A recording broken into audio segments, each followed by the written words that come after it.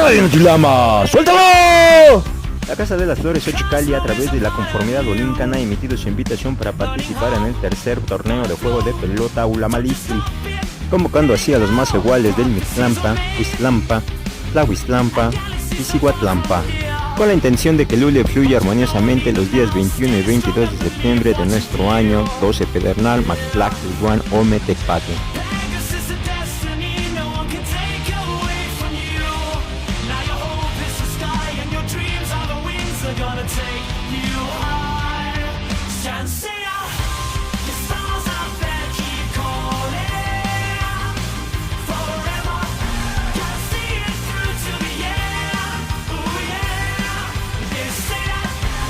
Seamos pues como el Ule, fluyendo armoniosamente.